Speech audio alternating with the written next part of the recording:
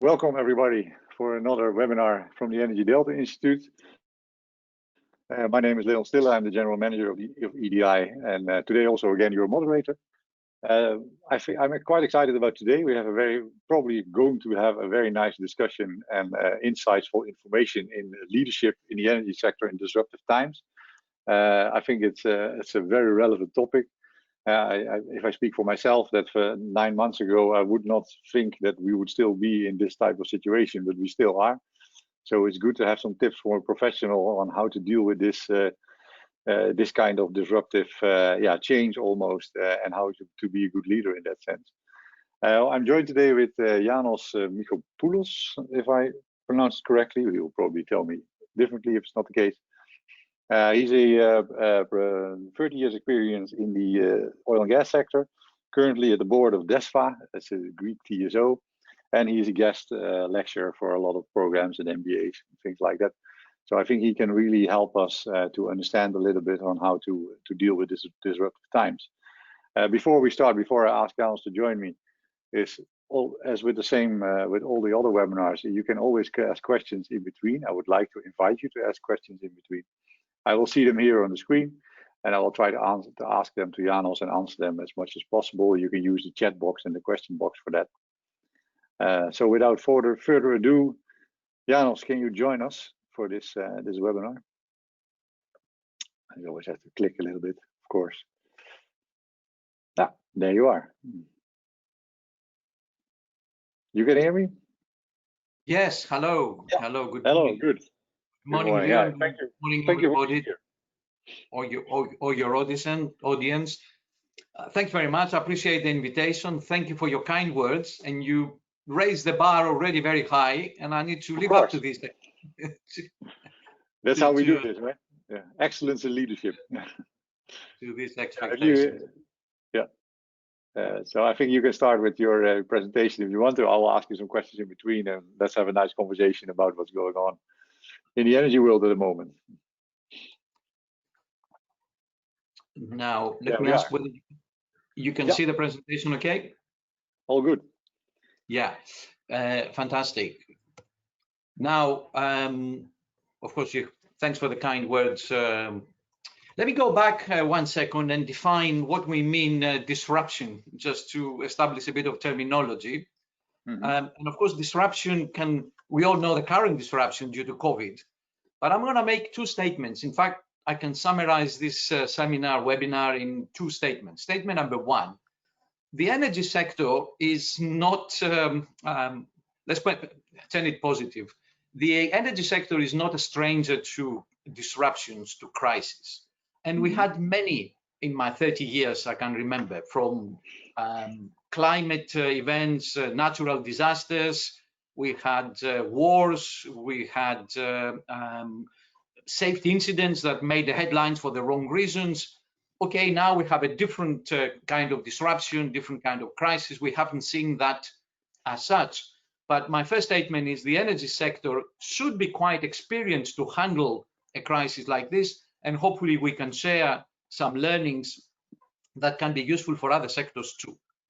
Now, my second point, Leon, is that, okay, crisis handling, crisis management, handling disruptions is one of these key leadership characteristics that, from my experience, energy professionals have developed or should develop, but I'm talking to the younger members of the audience, in the course of their professional career.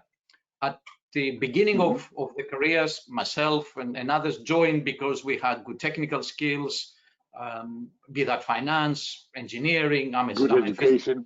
Yeah. But as we evolved, as our careers evolved, and we had to deal with sort of a number of different challenges, we start developing what I call the leadership skills, the soft skills, and crisis management is one of those. Change management is part of it, and also some more softer emotional skills that I'm going to cover in a minute. So these are my 2 sort of starting points. The energy world should be experienced in handling crisis, and crisis management, dealing with disruptions should be one of the skills, of the many skills that energy professionals should be developing particularly as they progress to higher, more senior, more regional, more global even roles. And maybe that's also, Janos, just to interrupt you, is that indeed maybe this crisis that we're all experiencing is much more global. I know that there have been global crises before, also in energy markets, but this one is really defined on all aspects of the economic chain. You're absolutely right, Leo. You're absolutely right. What characterizes this particular crisis, exactly as you said, is the key disruption is everywhere. It is, and of course, we do say that the energy sector is a global sector. What's happening in one part of the world affects the other, whether it's a war or supply shortage or price fluctuations. But of course, we have not seen such a disruption everywhere at the same time. And by the way, this, as we'll see in a minute, this has accelerated some of the changes already happening in the energy world. And I'm talking about the famous energy transition from oil, from coal to oil to gas into renewables, as we'll see a few examples.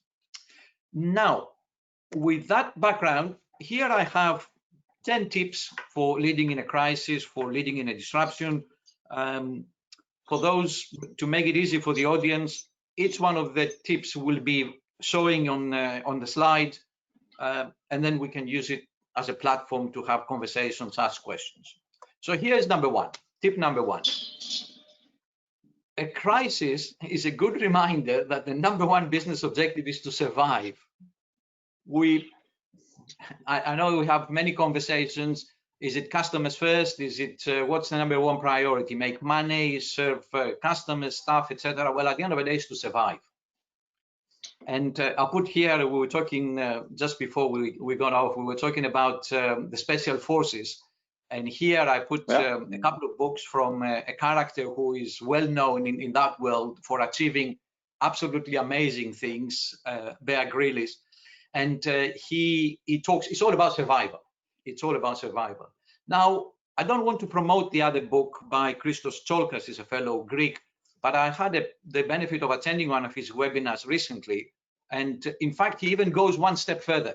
And he says a crisis is even a present, is a gift, because it gives you opportunity to rethink and redesign and re-evaluate some of your approaches to your business. For instance, giving a bit of an example from the company whose board I'm chairing, DESPA, which is the gas TSO in Greece, the company who is in the middle of a transformation for its own right, from state-owned to public to private, from being Greek only to being international. But this company embraced the digital world overnight as a result of what was happening, and people not being in the office to prepare papers, sign papers, etc. The company became digital almost overnight, and that was a gift of a crisis. And people sometimes joke and say, who is your chief digital officer or your chief information officer? And his or her name is COVID-19. Yeah. But just this one point. So indeed, survival is important. Maybe the most important. But I assume that you can also survive with one person. Also, that's fine. That's probably not the idea. The idea is to survive in good shape, almost, as a business. Of course. Yeah. But it's a mindset, Leo. My point is, it is a mindset. In a mindset is sometimes, and particularly our generation, because we have not seen world wars like sort of our fathers and grandfathers have seen. We tend to take things for granted, that there's always be tomorrow, there's always be business as usual. And here is a little bit of a shake-up that, well, this is not, the business world is not business as usual, because you have other disruptions which pre-COVID-19, like the digital revolution. And in some other businesses, not in the energy sector, you had, due to the digital technology, you have businesses who have been destroyed because everything is done on the internet and not on physical. So let's think about, it's a mindset that not take things for granted, be prepared. I go to number two. Now, again, the buzzword here is the resilience. What does resilience mean? If you come up with a crisis, like here is the little tree under with some weather conditions, of course you will bend, of course you will suffer. The question, exactly as you said a minute ago, is would you break or would you pick up yourself again and potentially be even stronger afterwards? So events like this train you to be more resilient. And again, if for some companies, if you have not been trained, you have not been prepared, if you have not seen sort of crisis before, in the first strong wind, you can break. And I give an example here. I used to work for Vestas, the wind energy company. Vestas went nearly bankrupt 10 years ago when the Lehman crisis hit the financial markets, because the customers could not build wind farms, the banks did not have money to give debt, and as a result, the company, who had a lot of stock, could not sell, and it went really bankrupt, and it was so close from actually dying. The share price went from 700 Danish krona to 25, 700 to 25. Now it's back up again to 1,000. And so doing this exercise, and by the way, what saved the company is, and again, I don't want to speak for myself, it was a lot of people who came from the oil and gas sector in senior positions, because in the oil and gas sector, we have seen up and downs. We have seen oil prices at 200, we have seen oil prices at below 10, and we had to adjust accordingly, upstream business, downstream business, etc. So by injecting some experience and some gray hair into a young company such as Vestas, they managed to turn it around. So a little crisis is a good exercise in resilience. Number 3, the crisis is an exercise in communication. And here I put in bold, communicate, communicate, and communicate again. There is no end to communication, and it needs to be internal as well as external. It needs to be across the company and beyond the company. It needs to be honest. And I give you, in the next slide, I give you a little tip what do I mean, particularly now that we are all working from home or virtual and remotely, and we don't know what's happening, and we make up stories, we think stories. A leadership characteristic is how well you communicate.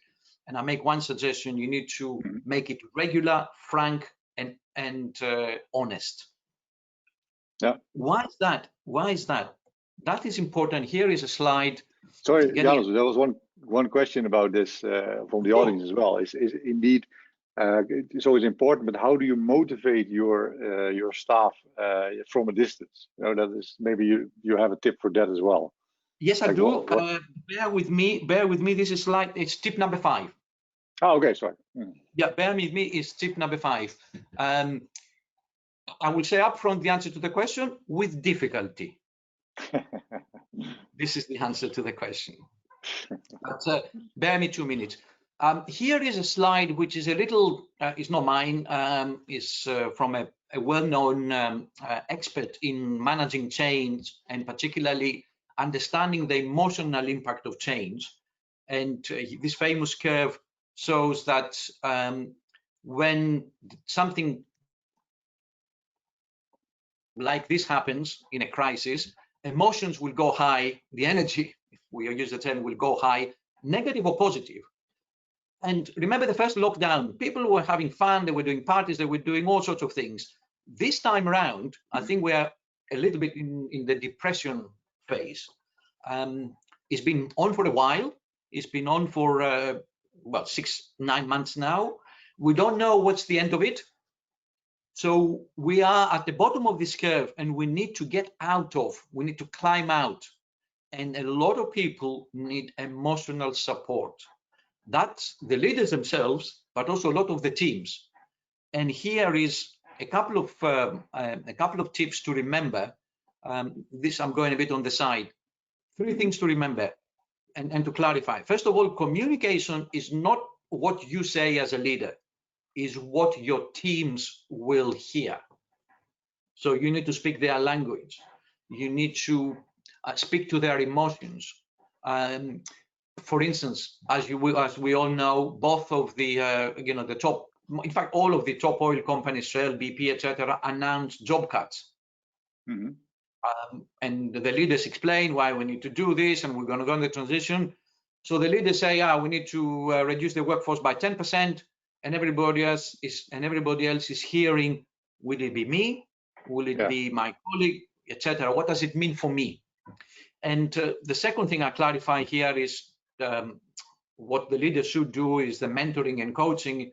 And I clarify here by saying mentoring is old experts providing support to youngsters, whereas coaching is a two-way dialogue and helping the person to find their own solutions.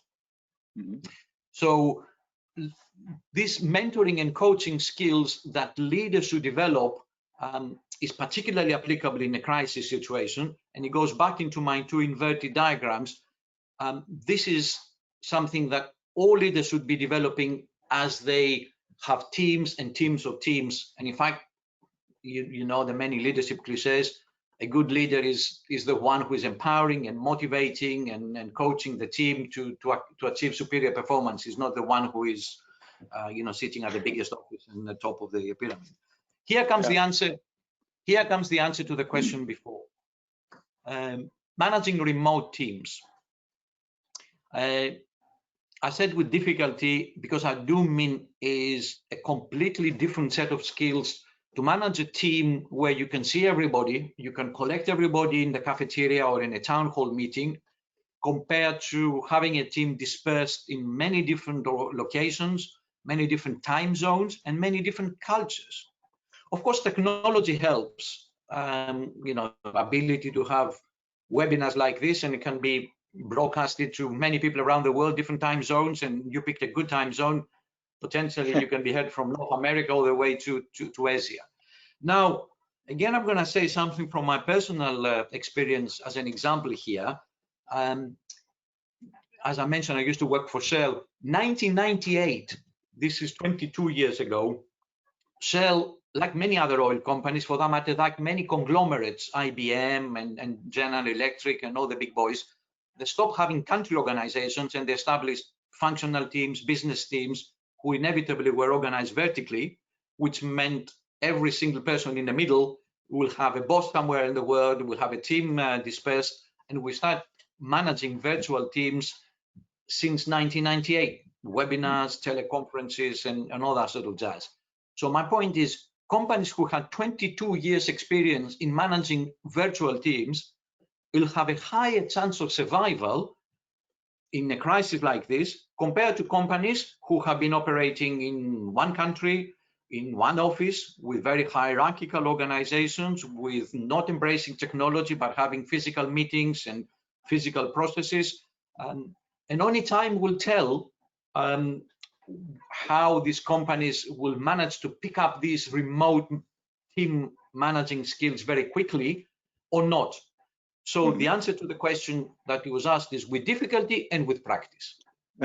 Yeah, but okay. But if I then can ask a question about that you mentioned Shell as an example, is that in the sense that they are not, and of course there are external reasons why, but they're not, they seem not to be particularly more effective in managing the crisis than other companies. I mean, they also have to have job cuts and things like that. Or is it just because that's the way it is and we don't know yet how they will come out of it? I think that I will come to that also in a minute, Leon. I think that the biggest problem that these companies have is not how to coordinate the remote teams, is the core of the business has been called into question. Yeah. For instance, if because of the result, planes not flying and buses not driving and cars, I was looking at some pictures earlier, taxi companies in London are renting big fields to park the unused taxis because the demand is to 20%. So with planes as well. Yeah. The planes as well. There's only, used to be sort of 10 flights a day from A to B. They're now not even one. So if you have demand 60, 70%, because this is the oil company, the oil demand for transportation in some parts of the world is down 60, 70%. Then that's a big problem for these oil companies from the Shells, BPs, ExxonMobils, not how to manage the remote teams. And again, I'm talking to some of my ex-colleagues, they're connected. I give a more personal example. the board I'm chairing of DESFA is a multi-shareholder, multi-stakeholder board. We have 3 European TSOs. We have the government, and 6 months ago we used to have board meetings physically. We get together the night before. We have a dinner.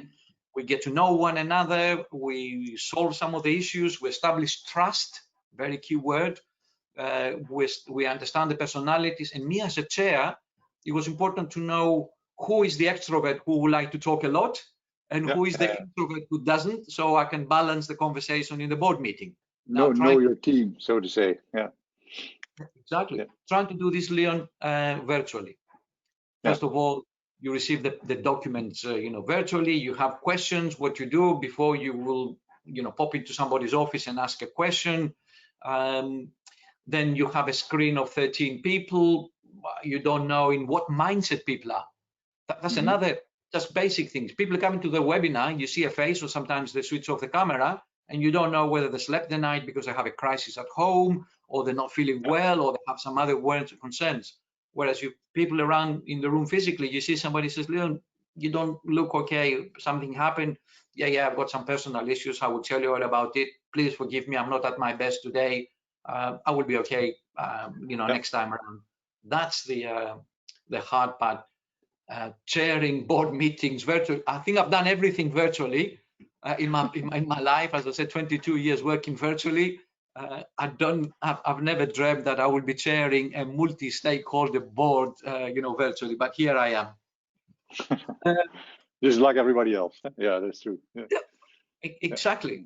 So you have to do some things. You need to establish some guidelines, which I did for the benefit of the team. And again, I'm talking to some fellow non-executive directors. They say, actually, we found it easier, or some bits are easier. The bit is easier? Because before we used to debate forever some issues. Now we are a bit more focused. We take clearer decisions, and we spend the time, because you cannot do a webinar all day. So the 2 hours, 3 hours we focus on the 2-3 key issues. Whereas a physical meeting, if your flight is 5 o'clock and the board meeting starting at 9, you tend to fill up the time until 3-4 o'clock to drag in the conversation. Now, let me go. That's true. From my own experience also with the team, is that basically what you say, it can be easier as well, because the introverts in your team if you have guidelines, you can sort of let everybody have their time. And that is sometimes more difficult in a live meeting where there's a dynamic going on. And that is something I feel it can be more focused, but indeed you miss things too. That's also true. Well, you touched a very important point, is how you bring introverts into conversations. For me personally, it was one of the things, because I tend to talk a lot, and which means I like to interact with people who talk a lot. Some of the biggest lessons in life I've learned it from introvert people. We'll be having a 2-hour conversation about whatever the issue is, and the introvert finally got the opportunity to talk about, and he or she will make a profound statement, and I'll ask the question, why did you not say that 2 hours ago? Well, you didn't give me a chance. So and I have something, I need to remember it yes, I have it in tip number 9, talking about introverts and BP. Now my last 5 points perhaps are a little bit controversial, because at the end of the day, no pain, no gain. A crisis, as we said, might be a gift, might be an opportunity to redefine things, but nobody gets out of a crisis unscratched. Even if you win the game, think of any sporting analogy, nobody wins a game feeling not sweating, no dirty, no scratches, no broken legs or arms or whatever the sport you play. Now, here is we need to be prepared. First of all, I put it here, share the pain. If the P&L of the company is under pressure, well, we all need to share the pain. And here I used an example of Columbia, the American company, where the CEO, I know it's non-energy sector example, the CEO very visibly and make a big statement to cut his salary, to pay employees and save 1 or 2 jobs by reducing his own salary.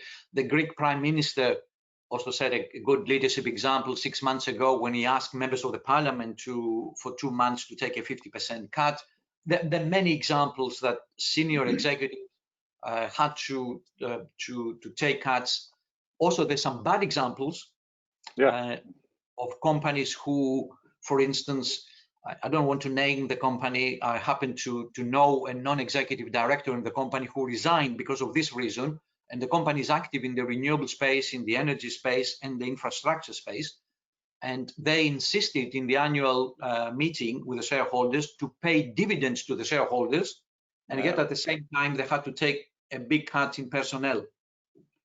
And my friend, the non-executive director, thought this was not ethical. So at the end of the day, he had to resign from his board position because the shareholders should also share the pain and not, what's good for me is good for me. And the rest of you guys, I don't know. I need to think about it. So tough decision about financials. Janos, maybe also it can even damage your company or your chances of survival. If you look at KLM Air France, for example, not an energy company as such, but there was a big controversy about Ben Smith taking his bonus still. So he still had a bonus apparently and the bonus was tied to how many euros he got from the government.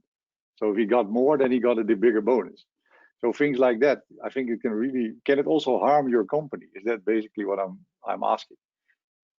Well, to me, these are wonderful examples for my leadership classes as not as a best practice case study, as a worst practice case study. That's not a leadership characteristic. In fact, some of the more famous leaders than me, Simon Sinek, I think, wrote this book who said, "Why leaders eat last." It's important to feed everybody in your team, and then you're the last person to worry about yourself. Some other companies, a good example, talking about dividends. Shell took a lot of criticism for cutting the dividend for the first time since World War II. Yeah. But they thought that was the right decision. So it is all about number 7. You're gonna take some tough decisions, and that's a leadership characteristic. When I did my own leadership training, I would not name the school, but I went away after 2 weeks with 2 learnings. Learning number 1, good leaders do nothing. Why is that? Because they have wonderful people who do the job for them. But leaders do one thing. They take tough decisions when it needs to. And they need to take tough decisions when they need to balance a conflict between short-term and long-term, between taking a pay cut and but survive the company. They need to take a decision with incomplete data. They need to take a decision on the go, because in the middle of a crisis, you don't have, let's have a strategy review. Let's evaluate all the options, call all the consultants, and have another board presentation. It's too late. Yeah. In fact, I was talking to another famous leader. He's leading a private equity fund and he's supervising a lot of young portfolio companies, startups and etc. And we ended up talking about leadership. And he told me he used to be a good tennis player, a professional tennis player, semi-professional tennis player. And he told me a tennis player takes multiple of decisions in milliseconds. At every given time, you need to evaluate what shot to play, long, short, who you're playing against, and etc., etc. So leaders of today, in the middle of the crisis, you need to be taking tough decisions on the go with incomplete data. And if you take some good decisions, you make good calls, time will tell whether you survived and you came up the other end, or, sorry, that was a wrong move and we're going down the toilet.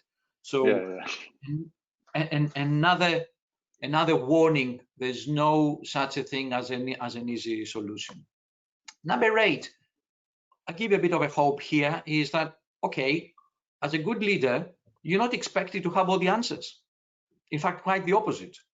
Reach out, and particularly those who lead in big teams, you have an advantage. You have many people in your team to ask for ideas, no matter where they are, and even in the virtual world, it's perhaps easier. than in a physical world, somebody to put up the hand and say, I have an idea. Well, actually, this is not a good idea. But now a lot of companies have mechanisms and facilities to crowdsource, to use the term, ideas from every corner of the organization. I will even like to suggest that you reach out, because again, some other sectors, some other companies, some other colleagues of yours, because we're all in the same boat, as you mentioned, Leon. You might have survival tips from others. What is quite trendy at the moment is the so-called peer boards, peer-to-peer boards. A number of executives getting together, not in a formal board, but in an informal support board, and the government, some governments organize that, sometimes it's private, and you sharing and you changing ideas with your peers, how they're handling the situation, and you say, that's fantastic, I may try that myself, because you're not paid to have all the answers, you're paid to reach out and crowdsource ideas, fit, and even the less conventional ones actually might be the ones that have the higher chances of success. But can you ask me? Can I ask you something, Janos? Is that like how is it possible, basically? Because still a lot of companies, at least in my feeling, they are quite top-down organized. They are very hierarchical, and you basically say, okay, the less you are, the more flexible you are, the more agile you are, and the more open you are for new ideas, then you are more successful. But why is it that there's still only, it seems at least to me, that there's a very limited amount of companies do that? Is it against nature or something? Or well, why people do that? The hierarchical model is something that we all, is perhaps as humans, have been used to, and particularly, as I said, our generation. The younger generation, they have less of that. In fact, some of the most successful companies in the technology sector, and here I'm talking the Googles of this world and the Amazons, etc., they have completely different cultures. By definition, the culture there is sharing, challenging, working across teams, and that's why these companies go from strength to strength, whereas some of the more traditional companies, and here we're talking about the oil and gas companies, who have been operating with modes in particular countries, dealing with with governments, dealing with big money. Certain cultures, maybe. Top-down organized cultures. Yeah. It is the culture. It is the culture of the organization. And again, Leon, it's all about, but sometimes that works. The fact that some of these companies have been around for many years is they had the ability to reinvent themselves and having a culture of survival. And it's very interesting bet whether we will see some of these old-timers, whether they will be able to survive the current crisis, because as you say, perhaps this is the biggest than they have seen before, and to that scale. And it's coupled, to me, this is the challenge, is this current crisis, this current disruption comes on top of a transition that it was happening already in the energy sector, which that in itself is not an easy thing to manage. It's not an easy thing to say, oh, I used to be called an oil and gas company, but now I'm a renewable energy company. Well, easier said than done. Now, many companies are trying to do that. Then the Norwegian companies, Dong, the Danish company, rebranded themselves. An oil company in Italy, ERG, we used to be an oil company and then became only a renewable company. The traditional oil and gas companies have been doing it with acquisitions, but it was or little M&As or little joint ventures, but it was very clear that the mother company culture sort of prevails. The question is, in other forum, we have been exposed into a leadership talk by Nick Boyle, who is the CEO founder of Lightsource BP. And of course, we know this is an interesting marriage of two cultures, a very entrepreneurial, sort of high-tech youngsters, if I may say so, for the Lightsource, and BP, a company that we all know. The question is, and ask Nick in that webinar, Nick, what about the culture of your company? Is it the culture of BP or is it the culture of Lightsource? And his answer was, time will tell. Time will tell. At the moment, it's like these marriages where you don't know of between sort of people with different backgrounds, etc. Time will tell, because sometimes marrying the black and white, if I may say so, speaking a little bit from my own family, managing the extrovert with the introvert, managing the entrepreneurs with a bit more risk averse, that can add strength. That can add strength, because you have your cake and eat it. Or sometimes, and by the way, as we know, 80% of the mergers and acquisitions fail because the cultures of the two companies did not fit. The business case made very good sense on in a business plan. We do this savings, we do these synergies, but at the end of the day, if the cultures are not aligned, then the result is not successful. And as you know, two of the most successful companies in the history, not only Shell but also Unilever, it's because they marry the successes, or the cultural successes, because they marry the two different cultures, the British and the Dutch culture, playing to one another's strengths, and you have two giants. And Unilever is important. Yeah. Unilever is also an interesting example, because they're making, I know we're diverting a bit, they're making another strategic bet, going into sustainability and making that their core business. In fact, I will invite the members of this, the participants of this webinar, to go on the website of Unilever and just click a couple of things. What do we do? What's our purpose? And you think you go into a branded company, marketing company, and you think, well, actually, I landed by mistake in an NGO, because their purpose is all about saving the planet and keeping jobs and reducing water consumption in India and all these sexy things. Now, two more tips, Leon, and then we can have a question. Number one is,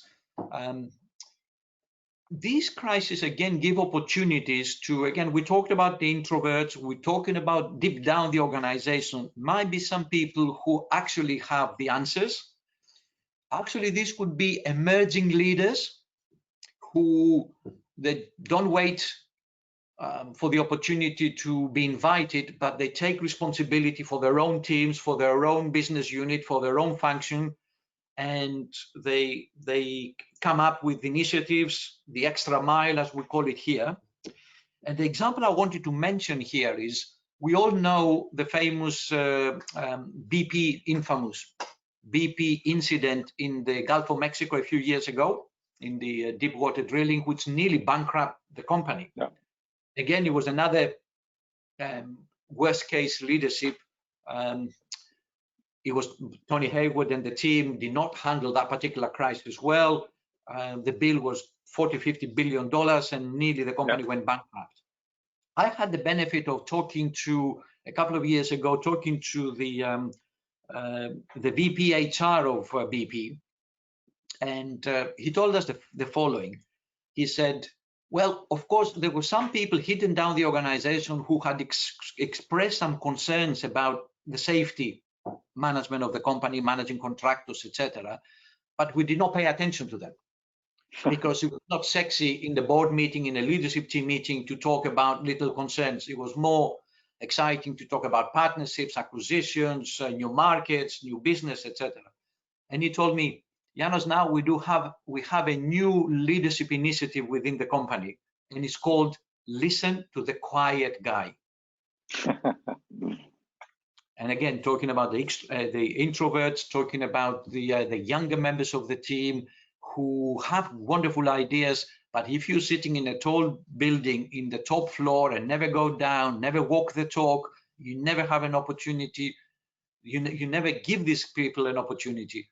And now, not only in a crisis, you should do that, but also you should recognize those. And of course, we know a lot of people in situations like this, in the health service, the frontline workers, they're going the extra mile, and in a lot of countries, we recognize that.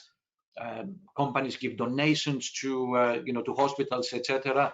But recognizing these little successes motivates the rest of the organizations, inspires, dare I say, for others to come forward and going the extra mile, because survival for these organizations is a collective effort, as you said. No matter what, one leader cannot save the company. You need everybody to sing from the same hymn sheet and be together. Yeah. Last but not least, remember what you said. Who have thought that we will be in this 6-7 months ago? Well, let me leave you with this thought: be prepared for the next one. Whether this one will be forever, I do not know, and whether we're going to come out of that. And people say there might be some light at the end of the tunnel. But my message to the audience is, after 30 years in the energy world, is when you survived and you handle one crisis, well done. It was a good lesson, a good training. You should be better prepared for the next one who's coming. You don't know which one is going to be, because if you knew, then you can make more money by doing other things, not working in the energy sector.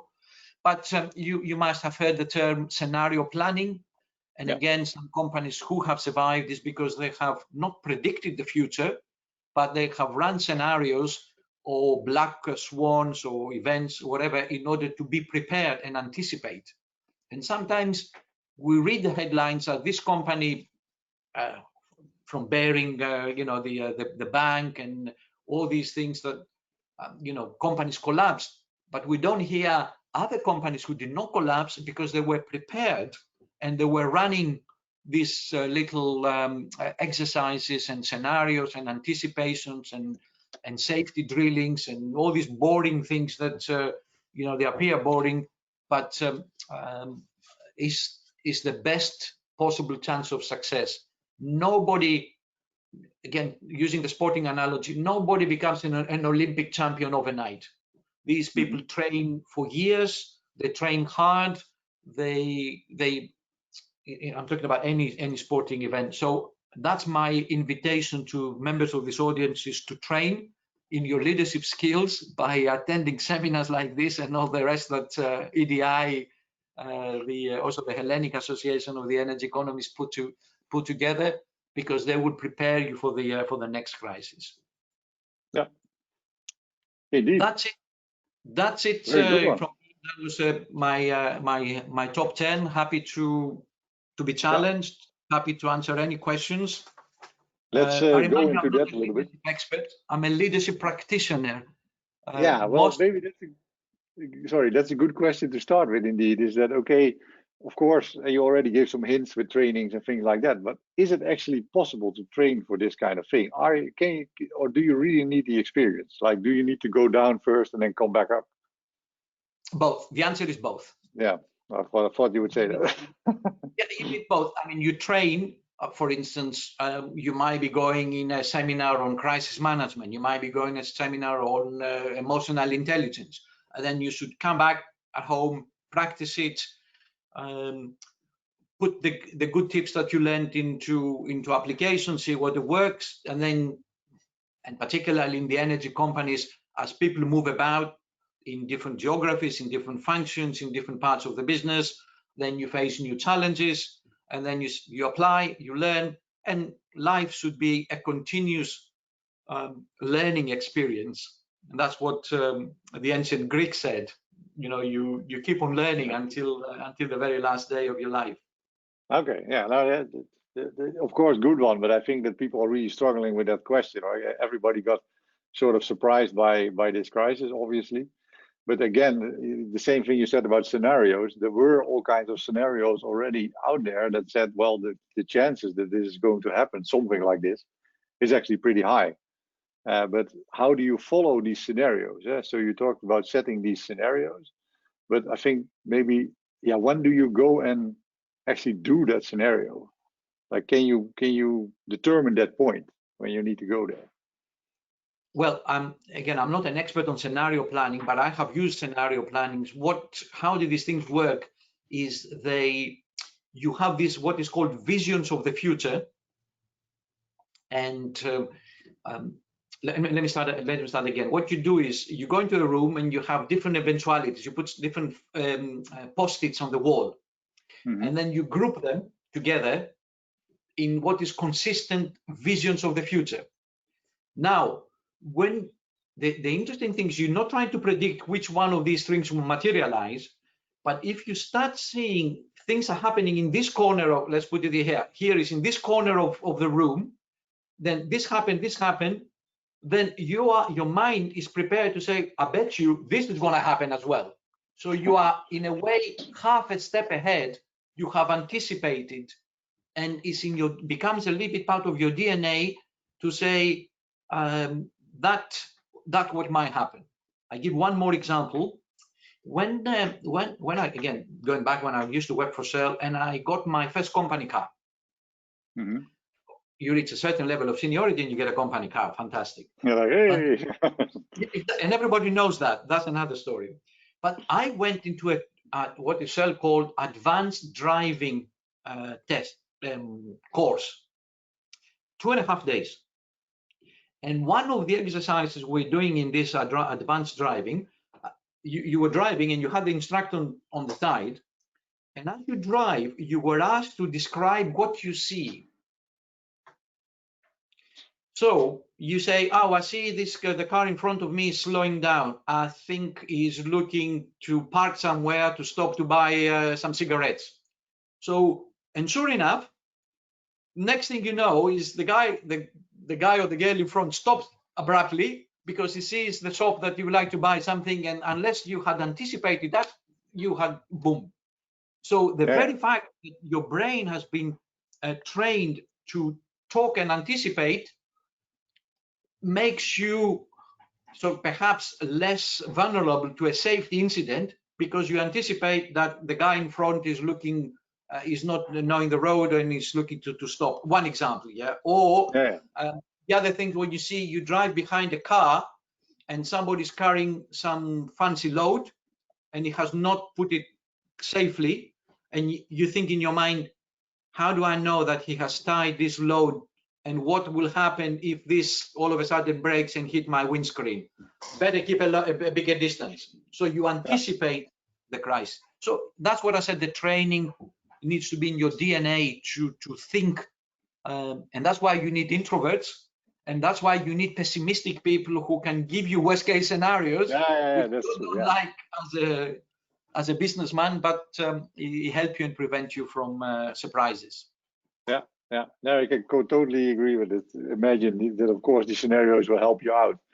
Maybe another question is, you said you're not really a leadership expert, but from your own experience as well.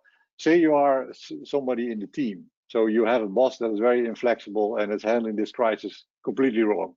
What can you do? We agreed when we did this, we agreed the questions will be nice and friendly. Now, dealing with a bad boss is one of the most difficult leadership subjects. And I do not answer the question, but I'll answer with using statistic. And I can give you the reference if you want. They say people do not leave a bad company when they leave. People leave a bad boss. Yeah. And the other way around, people join a company because they want to work with somebody, and maybe the financial package is not as great, etc. Dealing with a bad boss is an art and a science, because on one hand you need to respect the hierarchy, and you need to be a team player and do your bit. Because imagine, think of a football example, of any sporting example. Imagine if 11 players who have been told by the manager to follow a particular plan, they go into the field and say, well, actually, I don't agree with Mr. Ferguson that he said we're going to do that. And of course, Mr. Ferguson had a very specific way of dealing with disagreeing people. It was woof, straight in your head. So you learn not to disagree. But you need challenge in a nice way. And again, wonderful leaders are those who know how to balance where to give the opportunity to their teams to be challenged and to improve and give feedback, and companies, and you have mechanisms like the 360 feedback, whereas companies who are autocratic and the leader is, well, I'm the one, then good luck to them. If they're successful, fantastic, but as a result of a crisis not, then you know why. Okay, good one. Maybe let's go back a little bit to the energy world. You already mentioned that the oil and gas world in general had a lot of crises and already worked from your own experience as well. Worked in virtual teams in different cultures and contexts and things like that. So in that sense, they are already prepared for that situation. But do you think that the crisis that is going now with COVID-19, will that also help these more fossil energy companies to change quicker to the energy transition? Will that make them more flexible? Fantastic. I think this question, Leon, it's at the heart of the energy debate as we speak. Mm-hmm. These big companies, not only the Europeans but ExxonMobil and Chevron, who were, according in our generation, they were the top 10 of the Fortune 500. Now all of a sudden they find themselves at the bottom of it. Some of them even drop out of the rankings and the Dow Jones. Yeah, with the stocks. Yeah, the stocks. They face big survival is with capital letters and bold and underline. The new CEO of BP said it in black and white. For us, that change is not as a result of a crisis, etc. It's a new purpose, a new strategic priority to reinvent themselves. The question is, the stock prices is at the bottom, historic lows. I mean, you need to, BP share is, well, just went up to 200. You need to go back to even before I started my career, before 1990, to find levels of BP pricing, Shell below 1,000. Now the question is, as you say, will these companies manage to reinvent themselves into something new? Now, on one hand, people will say, no, I don't think it will do. Why is that? Because it's too much accumulated DNA. These companies have learned to thrive in an oil and gas world, maybe a little bit of renewables, a little bit of some sexy stuff here and there, but they will not make it to the other side. But at the other side, at the same time, these companies are making bold moves. The Lightsource BP I mentioned, Shell bought Sonnen in Germany, a big battery, I think they're number 2 to Tesla. They have all set up these famous ventures, like a big private equity fund and buying. Will they manage to see themselves through? Well, I cannot make that prediction. I would like to know that prediction because it's a very big financial bet, but it's not going to be easy because something. These companies who, and again, I don't, with all my Shell and BP friends who are listening, you've been practiced, cultivated for 20, 25, 30 years to reach the top of the organization in an oil and gas world. Now we need to populate these top leadership teams with somebody who's 25 years old, because he or she might have the answer to the fancy battery that will do 500 kilometers and not 150. And some companies, what they do, I don't know whether these oil companies do, they do the so-called shadow boards. In other words, yes, on the top board, you have all the people with the gray hair or less hair like me, but also they have shadow boards with young people, very diverse. And I don't mean the obvious diversity in terms of gender and etc., but diversity in the thinking to feed new ideas and what to do. So, Leon, I'm afraid I cannot answer that question. Nobody can, probably. Not even the $1 million, is the $1 billion question. It's the $1 billion, whether the big oil and gas conglomerates, and by the way, some of them, ExxonMobil said, no, I'm not going to do any of that. I'm going to stay where I am in my core business, in my core skills. I'm going to cash out until the end. I don't know. No. One thing for sure, we're going to see some M&A play. We're going to see some acquisitions, and it can go both ways. It can be the big oil companies buying some of these renewable companies, but don't be surprised if you reverse acquisitions. A company like Vestas or any wind or solar, Enel Green Power suddenly goes up and buys the oil company. Why not? I bought a little oil company because I found it. For all time's sake, What I think, apart from the fact that you say, okay, it's the billion-dollar question, so there's some financial question in that part, but it's also quite important to, I personally feel that as well, is that of course the oil and gas still dominates the energy sector. So these companies are still quite large, and we would like them, I think all of them, you have the process of creative destruction, but creative destruction means destruction. So companies may fall over, a lot of people may get fired before you sort of build it up again in the way you want it. And I think also, that is something we need not go through, preferably. No, and also to add, we have talked a lot about the international companies. Don't forget, you have this national, the NOCs, the national oil and gas companies, who are first of all huge, very strong, and they have such a national importance. I'm thinking about the Saudi Aramco, the Petrobras, Pemex, the Gazprom. The list is endless, which I don't think the local governments will let them go down the toilet. It has huge implications for the country, and in fact, quite the opposite. We know some of these companies. I happen to know a bit of Saudi Aramco because it was the news with the IPO. They have also set up ventures. They seek to diversify very actively in solar, particularly. So I don't think these guys are going to go down easily. No. And also, don't we know, even if and the next generation we see much more renewables and much more electrification and digital, oil and gas still has some way to go, and particularly the gas, the immediate fuel, particularly in the power generation sector. So that's the other thing. Change in the energy world does not happen overnight. So it's a bit of a longer process. So therefore, that gives you an advantage versus other sectors where your business can switch off overnight, like hospitality sectors and tourism. In the energy world, because of the long timelines, you should be able to adjust and go with the flow rather than disappear. Certain change. Yeah, exactly. Yeah. Okay. Well, thank you very much. I think we are almost running out of time, and we had a very nice conversation with you and lots of nice questions too. So I'm at least looking forward to indeed to hear a little bit more about you with leadership and how to deal with this disruptive times and crisis. My pleasure. Thank you very much for the opportunity, Leon, and to thank you also for the patience to all your audience worldwide.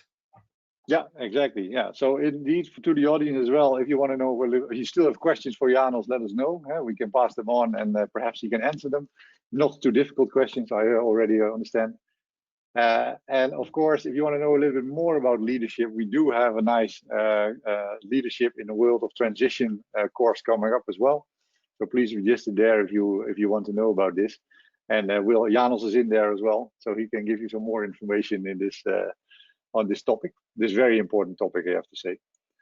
So again, thank you very much, and let's talk soon. And also thank you to the audience for attending this webinar. Have a good day.